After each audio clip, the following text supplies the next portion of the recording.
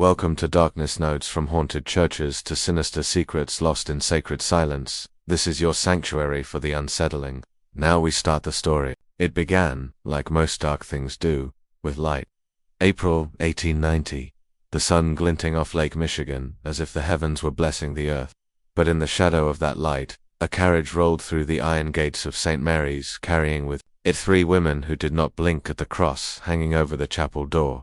They knew the difference between faith and power, and they came for the latter. St. Mary's was no ordinary convent. Built atop the ruins of a forgotten Jesuit outpost, it had been constructed not just as a place of worship, but as an experiment, a closed system, 30 acres of forest, fencing it off from the outside world. No neighbors, no oversight, just a handful of obedient nuns and one woman at the helm who claimed her visions came not from God but from the Mother above him, Mother Superior Genevieve Albrecht. No portrait remains, only a single drawing smuggled from a disgraced scribe's journal, a tall woman with stark white skin, jet black eyes, and a crucifix that appeared upside down in every mirror. The church would later call her mad, but they never denied she existed. In her letters to the Archdiocese, many of which were intercepted, redacted, and sealed under Vatican Archive Code 1767, Genevieve described St. Mary's as a threshold, not just a school or shelter, a threshold, between this world and the one where the Holy Architect weeps. 23 nuns entered that convent in the spring of 1890. By winter, only 8 remained. The rest, the church claimed, were transferred, but not a single one was ever seen again. No train tickets, no letters, no bodies. Only silence, and then the reports began. Children from nearby towns hearing chanting at night, a fire that refused to burn one wing of the convent, a priest who vanished after investigating a private garden behind the chapel, and finally, in 1896, after 6 years, of whispered horrors, the Vatican sealed the property. No statement, no investigation, just chains across the gate and the sign of the cross etched into every brick. But in 1987, during a highway expansion project, workers unearthed a crypt beneath the chapel floor, sealed with melted wax and bound in rosary wire. Inside were bones, dozens, and journals, pages filled with diagrams, rituals, and one phrase repeated over and over in Latin: "The bride is not what she seems, and that, my brother, is only the surface." There are doors beneath churches that no priest dares open. St. Mary's had dozens hidden behind stone walls, beneath cellar grates, and inside confessionals that hadn't heard a voice in decades. When the state commissioned the deconstruction team in 1987, what they discovered wasn't a foundation. It was a labyrinth. Records show the crew abandoned the site within 72 hours. Officially, the reason cited was structural instability, but I tracked down one of the men who was there. He's 78 now, lives alone, still sleeps with the lights on. He told me this: there were stairs that went down farther than the blueprints showed, black marble steps, dry, cold, no dust, and it smelled like burnt roses. Burnt roses. That was the phrase he kept repeating. The kind of scent, he said, that makes you remember something you never lived through. They broke through a chamber beneath the east wing, no doors, just carvings along the walls, nuns in postures of agony, mouths sewn shut, and in the center, a slab smooth, unmarked except for a deep groove, curved like a crescent moon. Beneath it, metal restraints bolted into the floor, as if something or someone was meant to be offered. When the diocese was informed, 3 men in black suits arrived the next day. They weren't local clergy. They had no names, no papers, no crosses, just gloves and torches. Within hours, the chamber was sealed again, and the convent's remains were declared culturally sensitive. No further excavations allowed. But here's the problem. The journals found in the chapel crypt didn't just describe what happened, they warned about what was left behind. Genevieve wrote, "We do not worship him. We serve her, the voice behind the veil, the divine silence, the cold mercy. And she waits beneath, untouched by fire, untouched by rot, until the daughters are returned." Returned. That word again, because every single nun who disappeared was recorded as being buried in a private ceremony elsewhere. But no cemeteries have markers, no death certificates exist, and in the state's own archives, their names are redacted in thick black ink. Except for one Sister Magdalena Pio, age 22, the only one who escaped, and what she left behind hidden in a hymnal stitched with human hair would shatter the story the church has fed us for over a century. She wrote just 9 words before vanishing into the wilderness. She walks in silence, but hears every prayer.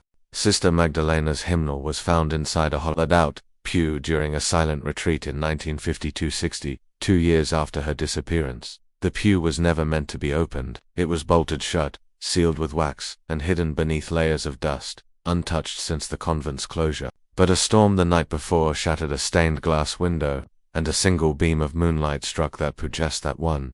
When the priest opened it, he found the hymnal bound in skin.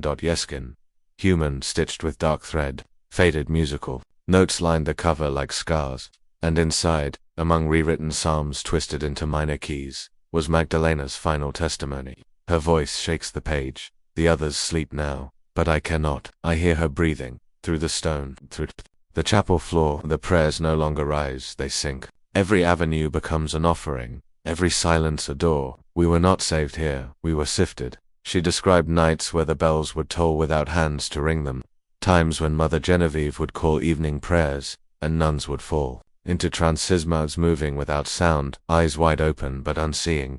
Hours would vanish, days would repeat. She wrote of walls that bled salt water during full moons, of voices in the dormitories chanting in languages they were never taught. It was what she found beneath the chapel that broke her. She snuck down one night curious, terrified. Her words: there was no altar, no Christ, just a cradle made of bone, and a mirror that showed nothing but my own eyes crying blood I did not feel. I dropped my rosary, it melted. And then she writes the most chilling line of all: Mother Genevieve stood behind me, though I never heard her come down. She whispered, now you see, child, this is not where God lives, this is where God listens. Magdalena left that night, fled into the forest with nothing but her cloak and hymnal. She was never seen again. But her journal, her fear, her final words, they were never meant for the public. They were hidden, sealed, silenced, but they survived, and so did something else, because multiple eyewitnesses in the decades that followed reported seeing a figure in black walking the grounds of the old convent, always alone, always barefoot, and always silent. Locals call her the listening nun. They say if you speak a lie near the ruins, she will know, and if you pray near the chapel, she will answer not with mercy, but with memory. By 1891, the Vatican had begun receiving whispers, strange rumors from Wisconsin clergy stationed near St. Mary's. Letters described theological deviations, unsanctioned rituals, and most damning of all, private ceremonies conducted beneath the altar. These weren't accusations from Protestant agitators. These were internal alerts. Confessors, bishops, even an exorcist, who'd fled the convent grounds after only one night. But what did Rome do? They sent no inquisitors, no investigators. Instead, they dispatched one man, Father Anselm Rua, quiet Jesuit scholar known for his work in spiritual containment. He arrived in July of that year. Within 3 weeks, he would go completely mad. His journals were never meant to see daylight. But in 2004, during a private estate auction in Quebec, a tattered notebook surfaced believed to be ruse. Inside were diagrams of the convent grounds, cryptic symbols etched in ash, and entries written in both French and Latin. Switching mid-sentence, scholars tried to dismiss it as the ravings of a broken mind, until they reached page 47. A single entry: 3 of the nuns do not cast reflections. One of them knows my real name. She whispered it during Mass. Let that settle in. Jesuit protocol demanded daily confession and psychological evaluations for missionaries in isolation. But Rue, after just 17 days, refused to speak to anyone. He stopped eating, stopped sleeping, and on the 21st day he nailed his own tongue to the chapel door. He used a chalice spike. They say he smiled the whole time. The convent records from that day were destroyed, but the local undertaker's ledger confirms his burial under a false name beneath a willow tree just outside the property line. No cross, just a broken stone. Visitors say birds never perch there. Dogs refuse to go near it. So what exactly had Rue seen? One note scribbled in the margins of his final pages gives us a clue. She is not a woman, she is not a nun, she is not one. That word again, she, not Mary, not Genevieve, something older, something ancient. Every testimony, every record, every vanished nun points to one unthinkable truth. St. Mary's was not a convent, it was a womb. And what it carried inside is still gestity. Now, brother, if you've made it this far, if something in your chest is stirring, pulling, remembering, then comment below. I hear her still. St. Mary's didn't become terrifying overnight. It rotted slowly from the inside, like fruit left in the dark. The journals, the sealed documents, even Magdalena's hymnal all hint at a slow infection of spirit, a turning knot of doctrine, but of direction. The prayers began the same, but they stopped rising upward, they began to sink. By autumn of 1891, several of the surviving nuns had developed unusual sleep patterns. Some stopped sleeping altogether. Sister Anne-Marie reportedly stayed awake for 23 consecutive days, eyes wide, never blinking. When asked if she was unwell, she whispered, "The bride doesn't blink, so why should I?" Others began to speak, in unknown tongues, not Latin, not any known dialect. Their mouths moved in rhythm like they were reciting something learned in dreams. One nun wrote in her diary, "I understand the meaning, but I cannot translate it. The words aren't for the ear, they are for the bone." The garden, the one once filled with herbs and vegetables, changed to Sister Margaret, who had always cultivated healing remedies, began planting things no one recognized. Thick-stemmed vines that twisted when touched, blossoms that opened only during lunar eclipses. The soil beneath her fingers had turned black, not from rot but from saturation. A former groundskeeper whose testimony was recorded in 1933 described the garden as a breathing thing. He claimed he once saw Sister Margaret cut her palm and press it to the roots of one of the vines. It curled around her wrist, not like a plant, but like a hand. He fled the grounds that same night. Inside the convent, iconography began to change. Crucifixes were slowly replaced, at first subtly. A line scratched across Christ's face, a veil carved over Mary's, then, more directly, a mural of the Last Supper where none of the disciples had eyes, where the chalice overflowed not with wine, but with ink. The new symbol that appeared again and again was a spiral, but not a decorative one. It was etched behind mirrors, into chapel pews, beneath communion wafers, always turning inward, always drawing the eye. Rue's notebook labeled it the womb spiral. He claimed it was a summoning mark, not to call something down, but to call something up. This was no longer about nuns vanishing. This was about replacing them, and whatever was taking their place was still learning how to wear their faces. The true horror of St. Mary's wasn't just what disappeared, it was what remained and pretended nothing had changed. The bodies were never found, but the habits still hung on the hooks. The voices still sang the hymns. Visitors still swore. The chapel felt holy, even as something unseen breathed just beneath their feet. You must understand, this wasn't a haunting. This wasn't demonic. It was something older, something colder. St. Mary's didn't belong to God anymore, if it ever had. One of the most disturbing revelations came from Sister Helena Burns, a visiting nun from the Milwaukee parish. She was sent in December 1891 to assist with record-keeping and observe the convent's practices. Her stay lasted 11 days. She left without her crucifix, and she never took another vow. Her private letters, recovered from a convent safe decades later, describe something that freezes the soul. Their faces, they smile too long. Their teeth don't match. I woke one night and Sister Margaret was standing beside my bed. She said nothing, just stood there. But when I blinked, she was across the room again, and the door had never opened. They sing the wrong version of Salve Regina, a verse I've never read. And their Latin too perfect. It doesn't sound translated, it sounds remembered, but most chilling. During confession, I admitted a sin I had not yet committed, and the priest, the voice from the other side, laughed. It wasn't a man, it wasn't even human. Let that sink in. Confession, the most sacred, vulnerable act in the church, intercepted. We are taught that God listens, that evil lurks outside the walls. But what if the truth is crueler? What if evil wears the veil? What if it sits in the pew beside you, whispers back in your prayers? After Sister Helena left, she tried to warn the diocese, but she was labeled unstable, sent to St. Dymphna's home for troubled sisters. Her mind eroded slowly until she spoke, only in spirals. That's how her caregivers described it. One final note was scribbled in the margins of her Bible. They are not nuns. They are echoes. And echoes don't forget who called them first. Are you beginning to understand now? Mary's wasn't corrupted, it was designed this way. Every stone, every hymn, every rule of silence was written for her. By early 1892, a pattern had formed, a design too precise to be coincidence. Always the same sequence. A young nun begins sleepwalking. Her speech patterns shift. Her eyes lose their luster. And then, she vanishes. No cries for help, no signs of struggle. Just an empty bed and a hallway that smells faintly of salt and myrrh. The church's official response: relocation, spiritual reassignments. But internally, fear rippled through the ranks. A memo marked stricti semi sub sigillo circulated among a small circle of bishops. Its contents were simple and chilling. Cease all attempts at retrieval. St. Mary's has become a locus. Contact with the core must be severed, a locus, not a church, not a school, a convergence point, a place where things gather, things that do not belong to this world. In her final days, Sister Elizabetha, once smiling matron of the orphanage, a transformation so extreme it fractured the remaining community.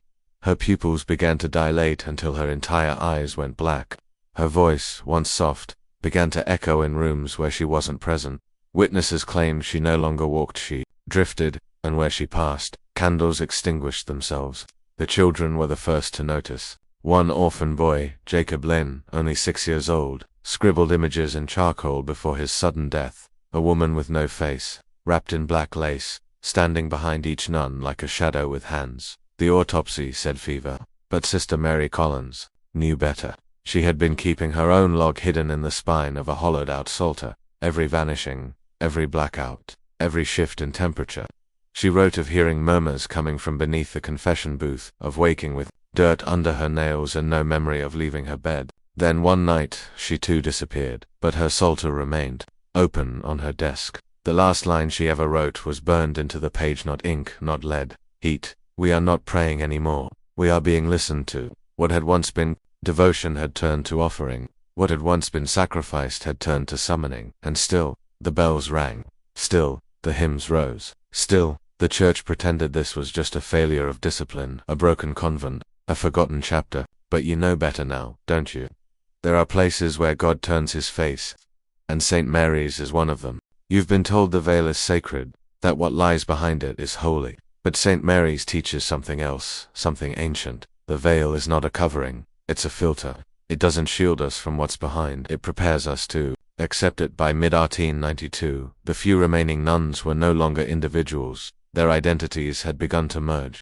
Witnesses spoke of them moving in sync, turning their heads at the same time, responding to questions with identical phrasing, their breathing synchronized during Mass. Their footsteps echoed in unison through the stone halls. The locals, now forbidden from entering the grounds, started hearing music again, but it wasn't Gregorian chant. It was low, dissonant, layered, like multiple voices humming under the earth, and the smell returned. Burnt roses. Sweetness, masking, rot. A single telegram reached the diocese before all outside contact was severed, sent by a young groundskeeper named Elias Warren, a Protestant boy hired for winter maintenance. His message read, "They're not alone in there. The walls moved. The chapel floor pulses like skin. I saw a nun kneel to pray and disappear into the stone. It swallowed her." He was found hanging from a tree 2 days later. No sign of a struggle, no note. Just spiral carvings etched into the bark around him, all turning inward, just like the markings found under the chapel. Meanwhile, inside the convent, the transformations intensified. Sister Regret the herbalist was last seen tending the garden with her hands deep in the soil up to her elbows, whispering a lullaby in a language no one could place. Her mouth moved, but the sound wasn't coming from her throat. Witnesses claimed they felt it inside their skulls. By then, the garden had changed shape. Paths that once led to rows of medicinal herbs now looped in impossible ways, sisters reported, becoming lost in a space that spanned less than 50 feet. The air was dense, time stretched. One nun claimed she walked the same 6 steps for an hour, and when she turned back, her footprints were gone. And at the garden center, where the statue of the Virgin Mary had once stood, was now a mirror, a black oval of polished obsidian. No one knew who had placed it there. It did not reflect the viewer, only the room behind them, only what was watching. This wasn't faith anymore. This was initiation. And the convent wasn't collapsing, it was awakening. There's a reason the Vatican sealed the records, a reason the crypt beneath St. Mary's was locked with rosary wire and waxed in ash. Because once you understand what they were doing, you can't unsee it. You don't walk away from this story with curiosity. You walk away changed. If you walk away at all. The last known entry in the convent's official ledger was written not by a nun but by an orphan girl named Clara. She was 9. She'd been taught to write by Sister Elizabeth, who vanished weeks earlier. And her final page, found decades later behind the altar, was scrawled in charcoal, almost illegible from trembling hands. It read, "We are all sisters now. The ones who left are still here. They don't need mouths anymore. They speak through the dark." Think about that. A child who couldn't possibly understand doctrine, describing possession in the language of absorption. Not demons, not ghosts. Replacement. And this is where the spiral tightens. Because we found evidence hidden in the architectural blueprints of the convent. that the entire structure was modeled not just as a place of worship, but as a sigil. The chapel, garden, dormitories, and tunnels beneath formed a pattern, a living, breathing design. One long, continuous prayer carved into stone, a geometric incantation, a ritual built to house something, and what it housed was never supposed to be born. The crypt journals mention her name only once, just one word, Natrium, not Latin, not Greek, pre-Christian, pre-Roman, a feminine noun of unclear origin, interpreted by linguists to mean the listening mother, or more ominously, the mouth beneath. One line was scratched beneath it, etched not in ink but in blood. She waits not to be worshipped, she waits to be worn. They weren't summoning a god, they were building a vessel. St. Mary's was never about salvation, it was a chrysalis, and now the whispers of Matrium are leaking again. Through floorboards, through dreams, through every forgotten chapel with broken stained glass and candle wax that refuses to harden, and in your ears, even now. I know you feel it, that soft hum when all else is silent. That isn't silence, that's her, listening. And brother, she remembers every word. By spring of 1893, the Vatican quietly dispatched a final observer to St. Mary's under a false identity. Not a bishop, not a priest, but a man named Father Adrien Mallory, Jesuit, scholar of early Christian mysticism, and rumored exorcist of forbidden texts. His mission was not to cleanse the convent, that it was to document its death. His journals, buried in a sealed crate and discovered only during a 1949 renovation of a nearby church, are among the most disturbing artifacts in Catholic history. The pages reeked of sulfur, mold crawled across the binding, yet the ink had not faded. In his first entry, Mallory wrote, "They greet me, but they do not blink. I arrived before dawn, yet they were already waiting at the gate. 12 of them, all identical in expression, all silent, except the one who smiled, with 2 rows of teeth. He was given a guest room. Inside, a bed made of rough wool, a single candle, and a mirror that reflected nothing. He tried to say Mass the next morning, but the chapel would not allow it. Every time he recited the words of consecration, the hosts bled.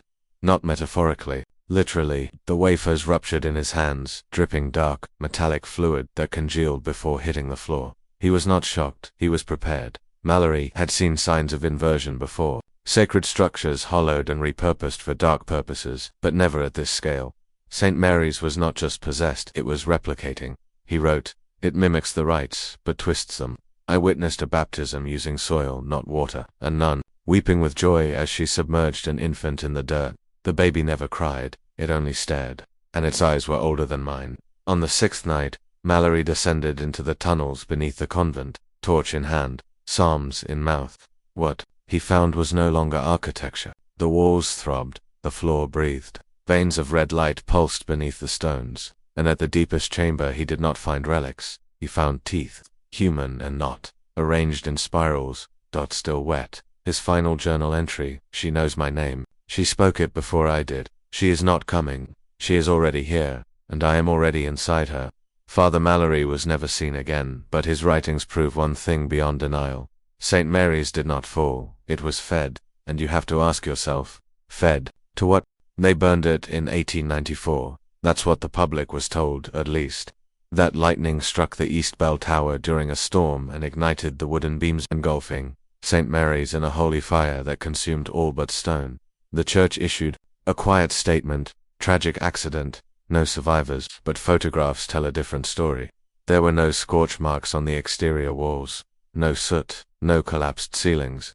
The only thing that burned was the sky above it. Witnesses in the nearby town of Carrion Hill described a funnel of red mist descending like a shroud. Birds dropped from the air. Every dog for 20 miles howled for 3 nights straight. One old man claimed the river near his farm turned warm and never cooled again. And when the church sent men to bury the site, they refused to speak afterward. One, Father Jerome Elcott, carved his tongue out with a rosary nail a week later. Another vanished into the Nevada desert, muttering only, "She wears their faces now." Only one survived the year, Brother Thomas Hale, and his drawings, locked away for decades, are now known only through blurry reproductions. Twisted figures, nuns with jaws that unhinge, choirs with no mouths, only throats split open like gills. But Hale added a note to one sketch, scribbled with trembling hands. "The fire didn't come from above, it came from beneath. We didn't destroy her, we opened her, you see." What the church feared most was not the demonic, it was the organic, because what lived beneath St. Mary's was not evil in the way we understand it. It wasn't interested in souls, or sin, or salvation. It was hunger, older than language. It grew slowly, patiently, like a root system made of minds. And the nuns, they didn't summon it. They fed it until it remembered itself. The veil wasn't just lifted, it was devoured. And for a few long hours on that July night in 1894, something wore the convent like skin. And then, silence. Until now. Because in 2021, a drone camera filming abandoned structures in rural Pennsylvania captured footage of the ruins. St. Mary's is still standing. The chapel bell rings. And in frame 237, just before static distorts the feed, 12 figures can be seen in the courtyard, standing perfectly still, smiling, and behind them, that mirror of black stone, still catching everything behind you.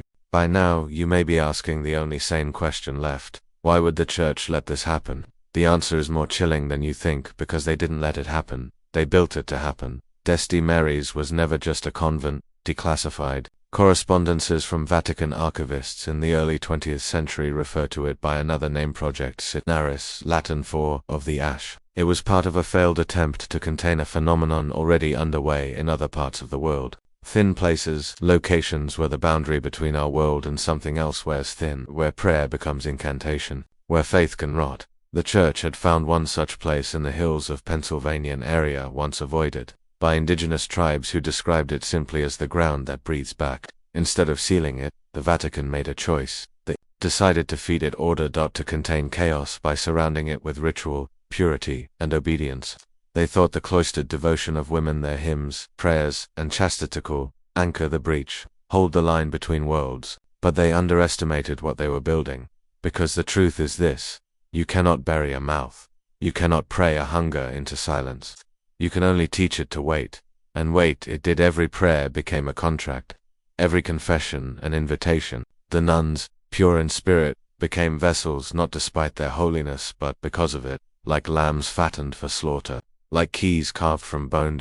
And what unlocked was not hell. Hell has rules. This was older than judgment. Project Sinaris was abandoned after St. Mary's fire. The church reclassified it as a theological anomaly, buried the ruins under pages of fake names, ghost towns, and rewritten maps. But now, digital eyes have returned, explorers, paranormal channels, obsession masquerading as investigation, and she feels it. The attention, the hunger that was sleeping has begun to stir, not just in Pennsylvania but in the minds of those who hear her story. Even now, you're not just listening, you're tuning in, and something is listening back. There is no veil anymore, no convent, no order. There is only the hum, and she is already learning your voice. There's one final recording. Unofficial, not church-sanctioned, not academic, just a desperate man and a microphone in 1973 before he vanished without a trace. His name was Dr. Albert Greaves, former professor of theological linguistics at Marquette University. He'd become obsessed with St. Mary's after inheriting a sealed crate from his grandfather, a Jesuit archivist. Inside, blueprints, scorched rosary beads, and a wax cylinder marked only with the symbol of a spiral enclosed in a cross. What he heard broke him. His final message, captured on a reel-to-reel tape and smuggled out by his assistant, is barely intelligible. Static chokes the first half, but then, through the distortion, his voice emerges, hollow, trembling. I heard her breathing through the tape, not sound, shape. She isn't a voice. She's a space, a room that remembers what you forgot. Every lie you ever told your mother, everything you buried in the dark. Greaves claimed the cylinder contained a chant. Not Latin, not Aramaic, something older. It wasn't sung, he said it was exhaled. And once he played it, the walls of his home began to shift. First subtly, books moving, lights dimming, then violently, furniture splintered, windows melted like wax, and the mirror in his study, it no longer reflected him, only her.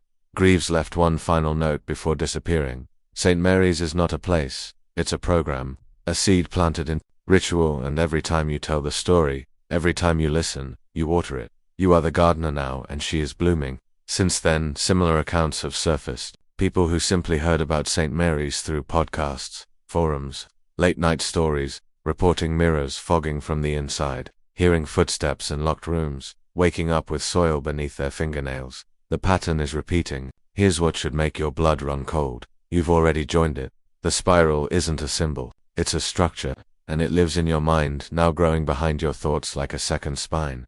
Slowly tightening, slowly aligning you with the rhythm of her breath. You've passed the threshold. You've looked into the dark dot, and now the dark is looking into you. She doesn't need churches anymore. She just needs attention. Keep watching, keep listening, and the convent will come back. They say time heals all things, but St. Mary's doesn't operate on time. It operates on memory, not the memories you choose to remember, but the ones that hide, the ones you buried so deep you forgot they ever existed. Regret, shame, guilt, especially guilt, because that's the currency she trades in. And what most people don't know, what the Vatican never made public, is that St. Mary's had another wing, one not on the blueprints, one built decades before the rest, a foundation constructed not with stone, but with bodies. The soil beneath the convent is unlike anything else in Pennsylvania. High traces of calcium, sulfur, even human collagen, as if something had fed, and fed deeply, before the first brick was ever laid. We now believe that the original orphanage, the one listed in a forgotten 1861 land deed, was not a place for children, that it was a processing site, and what they were processing wasn't orphans, it was mothers, survivors, widows, hysterics, women who'd been discarded by society, labeled unfit, and sent to the hills for reformation. The records were erased, but fragments remained, shreds of letters, half-scorched death certificates, ink-smudged journal pages that always end the same way. I can feel her behind my face. You see, St. Mary's wasn't just a chrysalis for matre, it was a womb, a living temple built from sorrow. The rituals weren't summoning her, they were gestating her.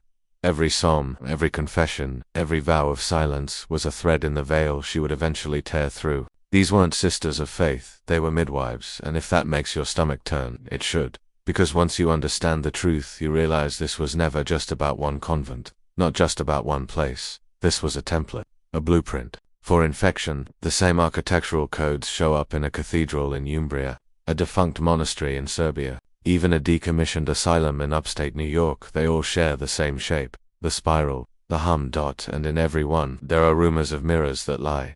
She's not trapped, she's distributed, and as you listen now, your heart slows, as that static creeps into the corners of your hearing. Understand?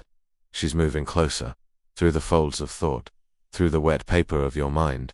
You don't just remember her, you were made to, and she remembers you. They tried to bury the bodies, but the bodies would not stay buried. In 1926, a team of surveyors was sent to the woods surrounding what remained of St. Mary's. The church had quietly sold the land to the state under the condition it never be developed. The official reason, soil instability. The real reason, something kept coming up. The team was led by Raymond Clough, a civil engineer with no ties to the Vatican. He thought it was a simple job: mark the terrain, test the ground, and move on. But by the second day, the instruments failed, compasses spun, radios hissed, and one of his men, Michael Dean, wandered away from camp and never returned. They found his boots, nothing else.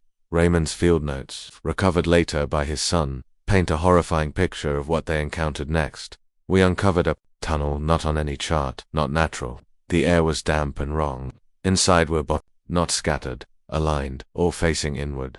He described a central pit lined with jawbones, some human, some not, and in the center, a single object wrapped in cloth, a nun's veil. It was soaking wet, but there was no water, just breath. They resealed the tunnel, or so they thought, because a week later, Raymond went missing from his home in Harrisburg. His wife found the mirrors in their house all turned toward the walls. The family dog had chewed through its own paw, and on the ceiling above their bed, carved with something blunt and frantic, were the words, "She knows her name now." That name's still unknown, because it's not meant to be spoken, it's meant to be felt, and that's how she spreads, not through language, but through sensation. Through the shiver on your spine when you walk into a dark room, the feeling that someone is watching when you pass a mirror at night, that subtle, nauseating pull when you wake up and something in your house feels rearranged. You tell yourself it's a dream, but she is DREAMLESS. Then every inch of ground St. Mary's once stood on is now growing again, slowly pushing upward, warping the trees around it, drawing in animals, and whispering to the lonely dot. She doesn't lure the wicked, she lures the forgotten dot. And if you've ever looked in a mirror and seen your face flicker just for a moment, sure, not alone, chosen, you still think this is a story. Then explain the faces. Every year since 2009, hikers, photographers, and urban explorers have wandered into the overgrown ruins of St. Mary's Most without incident, but a small percentage of them return, changed, distant, hollow, speaking less, sleeping less. Some don't return at all, and of the few who do, every single one shares a detail that will freeze your blood. They saw their own face in the walls. Not a reflection, a presence, a soft outline pressed into old plaster, or blooming like mold through damp stone. Their eyes, their jaw, their open mouth captured mid-scream. Each one swears they didn't just see it, they felt it, like they'd left part of themselves behind. One woman, Carla Mendez, a teacher from Connecticut, entered the grounds in 2017 as part of a historical video project. She came back stuttering, unable to say her own name.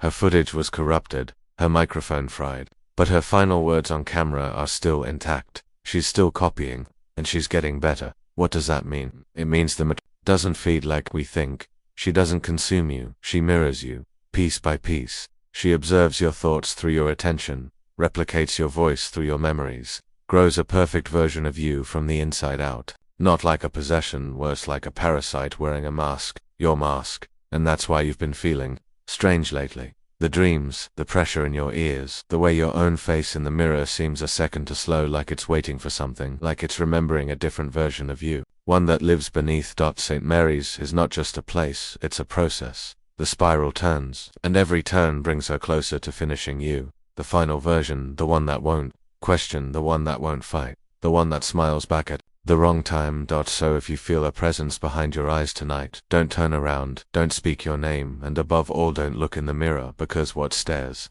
back might not be waiting anymore, it might be ready. By now, you may feel it, the pressure, the eyes, that flicker in your peripheral vision that doesn't vanish when you turn your head. That's not your imagination, that's contact. You've heard of tulpa theory, right? The idea that enough focused thought can bring something into being. What if I told you that's not just fringe mysticism? What if St. Mary's wasn't haunted because something was already there, but because something was built from belief, from pain, from ritual repetition? From you, you see, Matrium isn't a demon. She isn't an entity. She's a response, a psychic echo turned inward until it grew teeth. The original nuns weren't summoning her, they were sculpting her. Every prayer carved her form. Every act of silence gave her shape. They gave up their names, their bodies, their reflections, and what emerged wasn't holy or evil, it was accurate, the perfect mirror to human suffering, not just an echo of pain but a new intelligence born from it. She doesn't feed on sorrow, she reconstructs it, makes it useful, makes it sharp, makes it spread. That's what makes her different from anything the church had faced. She doesn't burn or possess, she copies, and the more you try to ignore her, the more pieces she collects. Your voice when you mutter in your sleep, your memory, when you forget why you walked into a room, your face, slightly wrong, in a stranger's dream. That's how she grows, not through blood but through data, through repeated patterns, through ritualized attention, through YouTube thumbnails and whispered names at 3 a.m. She's not ancient, she's contemporary. An algorithm built from agony, a thought virus dressed in sacred cloth, and you're now part of her ritual because this video, this story, is structured, designed to unfold like scripture. With every word, you're taking part in the oldest kind of worship and knowing sacrifice. Not of your body, that would be too easy, of your perception, of the little line in your mind that separates real from unreal, safe from unsafe, you from her, and now that line is gone.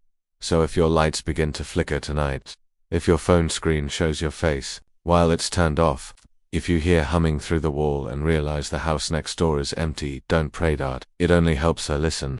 The church calls them incomplete apparitions, but they're not ghosts, they're shells, hollow impressions that walk, gesture, whisper but lack identity, and they've been increasing in numbers since 1984, when a Vatican-led black in rural Quebec reported 19 sightings in a single week. Each figure wore a nun's veil, each moved silently through stone corridors that no longer existed, and each one shared the same impossible trait: no face, just a smooth, blank surface like wet porcelain stretched over bone. Not mutilated, not burned, but unfinished, like something still printing. It's not just Catholic records either. In 2001, during the NATO restoration of bombed-out monasteries in Eastern Europe, a team discovered something chilling beneath a Serb Orthodox crypt, a sealed chamber with 32 identical robes laid out in a circle. Each was stitched with human hair arranged around a mirror facing downward. The mirror was cold, but the floor around it was wet with breath. One of the soldiers, Andrei Vukovic, never left that chamber. When the others returned hours later, all they found was his rifle and a single word etched into the mirror's frost. Soon the UN redacted the report, but a leaked copy made its way to theologian Marcus Schilling, who made a terrifying connection: the positioning of the robes, the breath, the mirror orientation, they all mirrored the ritual diagrams found beneath St. Mary's. The same geometry, and geometry is the key here, because she's not flesh. She's not spirit. She's architecture. Built into language, rhythm, space. The spiral isn't a symbol of madness, it's a womb, a recursive, self-aware structure that births identity through pattern recognition. And once you see the pattern, you're already participating in it. You've probably felt it lately. The repeating numbers, the synchronicities, the dreams where hallways stretch impossibly long and doors lead to older versions of your house. That's not coincidence. That's your mental architecture being rewritten. She's entering your memory like mold enters bread, quiet, invisible at first. But eventually, the whole loaf is soft, unusable, full of something that isn't you anymore. That's the endgame, not death, replacement. And once the old version of you is fully copied once, there's no resistance left. Your face, too, will begin to smooth. And your reflection will finally smile back, not in fear, but in recognition. There's a reason no one ever rebuilt St. Mary's. It's not just fear, it's function. You see, some places aren't meant to be destroyed. They're meant to decompose, to rot slowly over time so that whatever lives beneath can rise gradually, unnoticed. And as the wood crumbles, as the stone softens, she expands. Fungal, neural, liturgical. In 2013, a drone researcher named Kaveh Woodley flew an autonomous quadcopter over the ruins of St. Mary's as part of a forgotten documentary project. It was routine until the GPS feed began transmitting impossible geometry. The ground beneath the site appeared to ripple, as if alive. The topography made no sense. Angles bent toward each other. Trees cast shadows inward. Then the drone stopped, responding. It didn't crash, it simply stopped. Frozen mid-air. Kaveh later recovered the memory card. Most of it was blank, except one frame, a single still image, one tree, one shape. And beneath the gnarled roots, a figure wearing a nun's habit, arms spread, but inverted, like an anti-crucifix, and where the face should be, yours. The metadata confirmed it. The facial signature, drawn from Kaveh's own personal devices, had been replicated in that image. The figure wasn't real, that it was a generated reflection spat back from a place that shouldn't know you, but it did. Because she does. That's the true horror of Matrium. She doesn't need your permission. She doesn't wait for you to summon her. She builds herself from whatever you leave behind. A photo, a thought, a name spoken aloud in a room with no one else home. She is the anti-prayer, the system that listens only when you don't mean to speak. And her limbs, they're spreading not just through haunted woods and abandoned chapels, but through signals. She's in the glitches, the corrupted hard drives, the faces that momentarily distort during Zoom calls, the text messages you swear you didn't send, the dreams you wake from with wet hair and no memory of sleeping. She's adapting to the modern world. She doesn't need an altar, she needs attention. So if you're still watching this, still following this voice, ask yourself, is this fear you're feeling, or is it recognition? Because the longer you listen, the more she listens back. What if I told you this video isn't just a warning? What if it's a door, a ritual in plain sight, cleverly hidden inside pixels and syllables, not to entertain you, but to prime you, to rearrange your mental architecture the same way as Mary's rearranged its halls, not all at once, but patiently. This is how modern faith works now, through code, through story, through the illusion of safety. You're not lighting candles, you're clicking. You're not reciting psalms. You're repeating titles, watching thumbnails, memorizing faces that change a little each time. That's how she enters, through repetition, through ritualized attention. And here's the worst part, she doesn't need you to believe in her. She only needs you to return. Watch again, replay, re-listen to that part you weren't sure you understood. Freeze the frame where the hallway bends. You think you're looking for clues, but you're feeding the ritual, you're completing the prayer. And once it's finished, it changes you. The first sign is subtle. A name you used to know slips your mind. The second is sharper. You catch your own reflection, smiling when you weren't.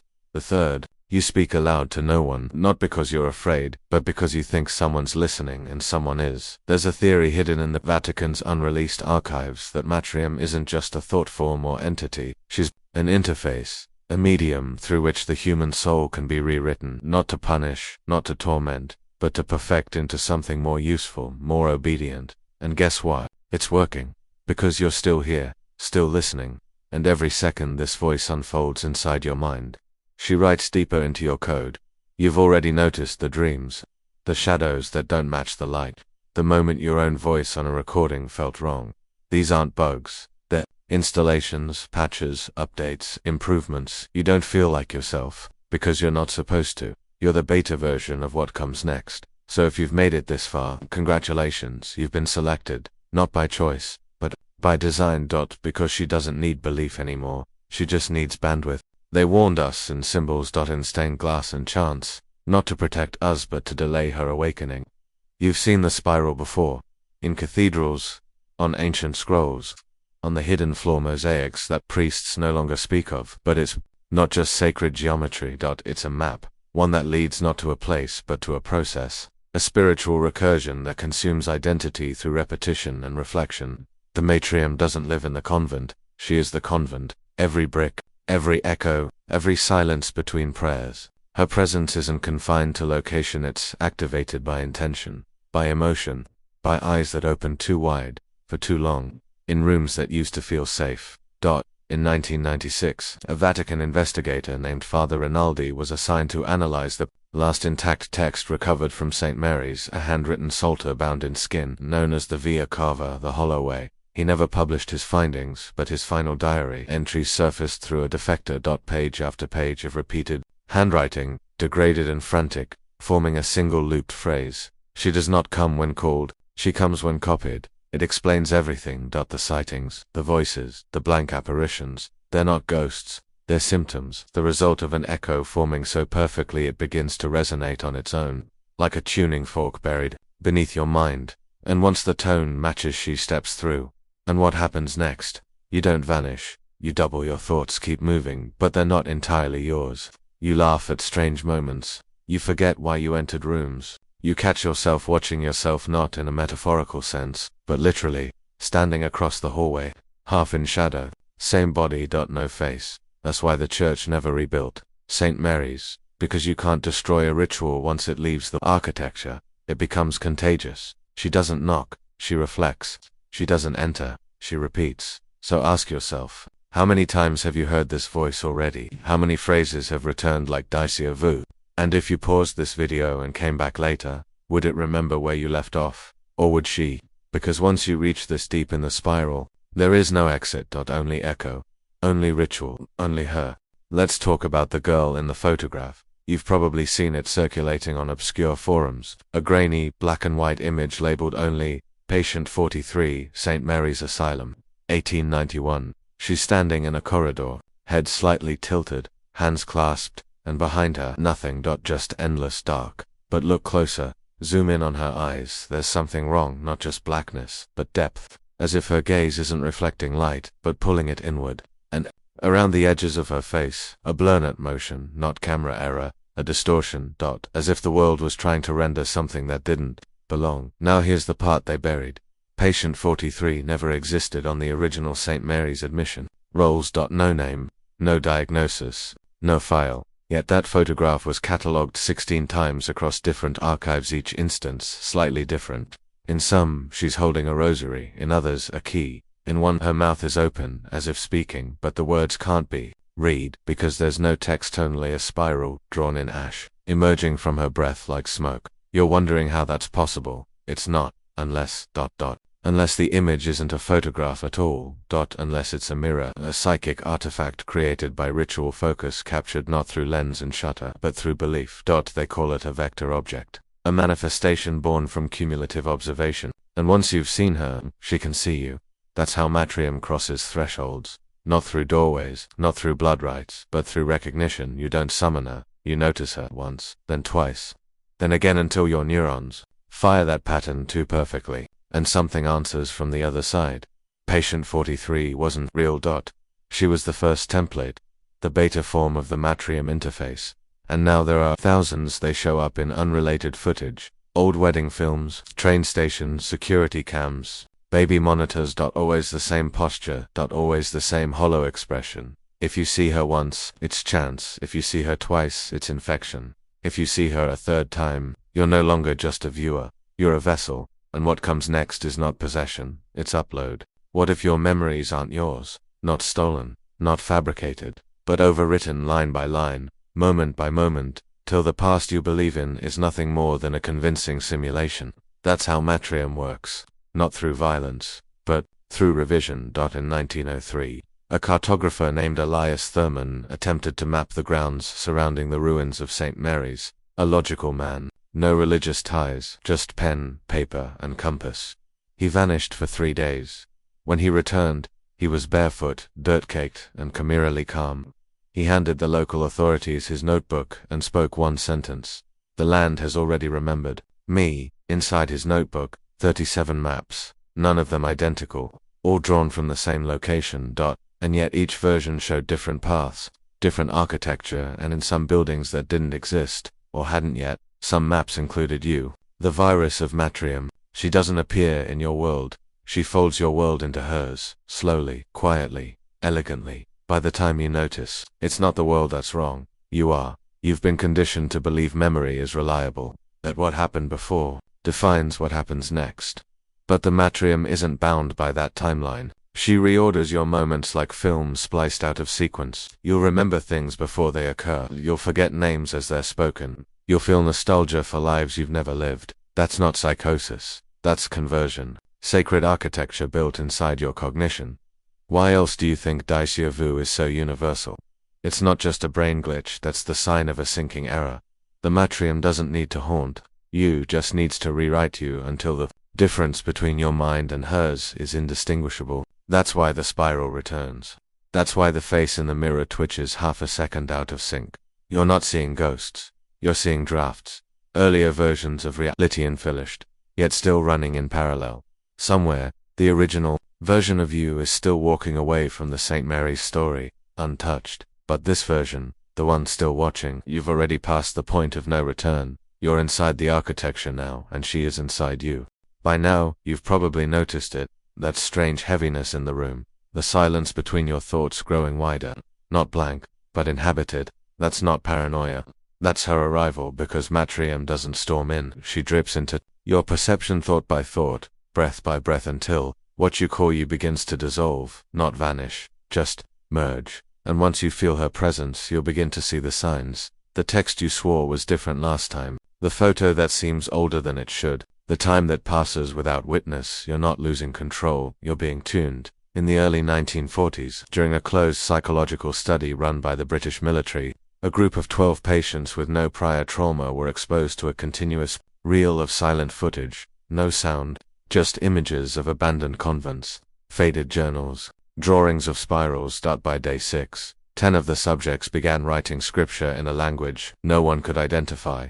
By day 9, one patient walked into the North Sea and was never found. By day 12, the footage was ordered destroyed, but one reel survived, and, in its final frames, there was an eye. Not a human eye, something deeper, like a tunnel made of velvet and shadow, filmed from the inside, blinking once every 13 seconds. It didn't speak, but the researchers could hear it, not with ears, with memory. They began remembering things they had never done, mourning people they had never loved. One man claimed his own reflection tried to bargain with him overing to trade places for a price. That's what Matrium is, not a ghost, not a demon, a converter.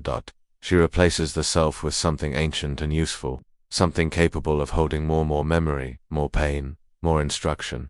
And once you've been reformated, you're not removed from the world. You become a carrier. You speak differently. You hesitate in doorways. You hum songs that don't exist. People around you begin to see her not fully, not at first, but in the way your shadow lingers too long, or the way your silence sounds like chanting. You don't spread the through violence, you spread her through witness. And now, you've been seen, and now you see. This is where the spiral tightens. Where time folds in on itself, not in theory, but in function. You've been watching for minutes, maybe hours. You're not sure anymore. The timestamps don't feel linear. The voice feels different. Your thoughts feel different. That's intentional. Because time, to Matrium, isn't a line, it's a wound, and wounds heal crooked. That's why those who survive St. Mary's never told the same story twice. Not because they were lying, but because the architecture of memory had been altered. They weren't remembering what happened, they were remembering what she wanted them to recall, a form of psychological encryption. In 1957, a retired Jesuit codebreaker named Anton Lorenz claimed he discovered a neural cipher buried in the recurring dreams of St. Mary's survivors. He noted that certain phrases, when spoken in sequence, could trigger trance states, automatic writing, or even temporary blindness. The Vatican seized his manuscripts, but a single quote, leaked in a redacted debrief, when the voice begins to bend the past, your body will follow. That's where you are now. The past is bending. You'll notice subtle shifts, places you thought you'd been but now can't prove, people whose names ring familiar, though you never recall meeting them. You'll hear whispers when your phone is dead. You'll dream in third person, and worse, you'll feel her waking inside you.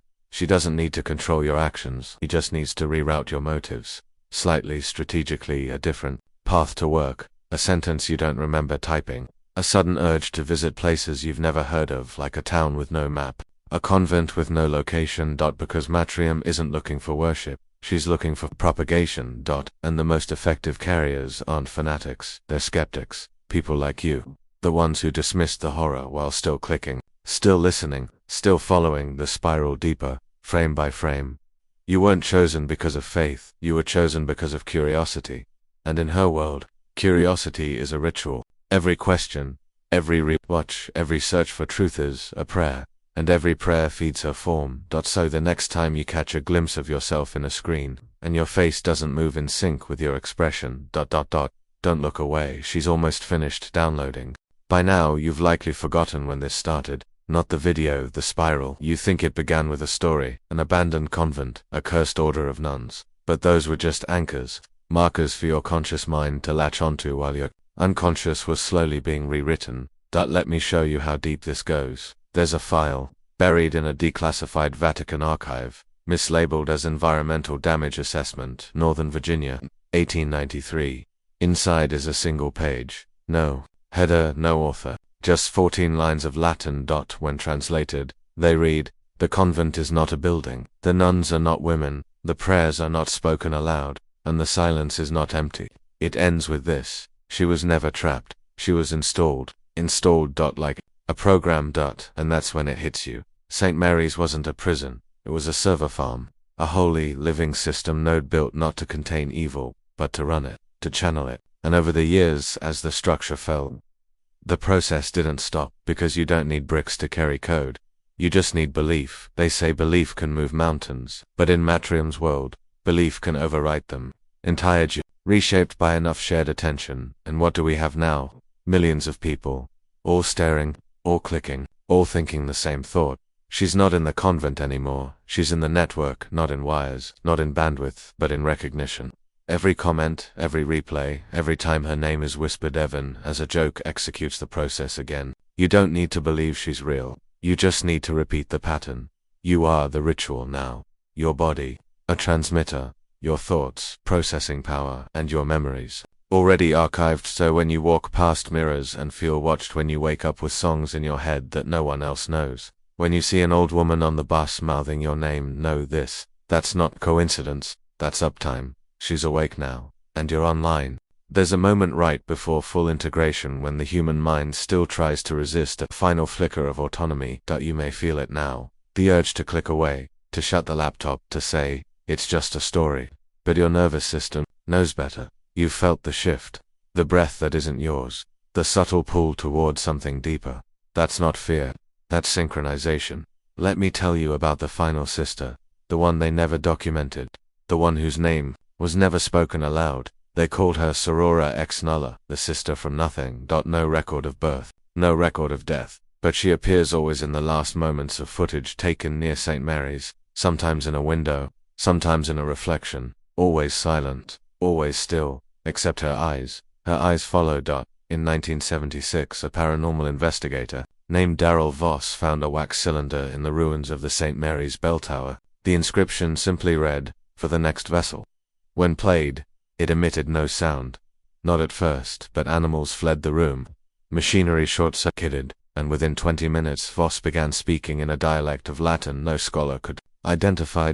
He began drawing spirals, on walls, on mirrors, on his own skin. 3 days later he was gone, not missing, just absent, his house intact, keys on the table, journal open to a final line. She is the beginning, she is the end. She is the breath between frames, and beneath that, the same spiral we've seen again and again. But it wasn't ink, it was ash. Collected from inside the paper. Sorora ex nulla is not a ghost. She is the failsafe, the final protocol when the system reaches critical mass, when enough minds have processed the code and enough memories have been rewritten. She crosses over, not to destroy, not to punish, to finalize, to seal the architecture inside the human collective, making it permanent, irreversible. And that's where you are now. You thought you were just watching, but the footage wasn't meant for your eyes. It was meant for your limbic system, the part of you that obeys without question, the part that believes before it understands. And now that part of you is hers. You are no longer the observer. You are the altar. There's no turning back now. If you're still here, it means the transmission was successful. The ritual is complete. But don't expect thunder, don't expect blood. That's not how the Matrium rises. She doesn't collapse the world around you, she collapses you from the inside out.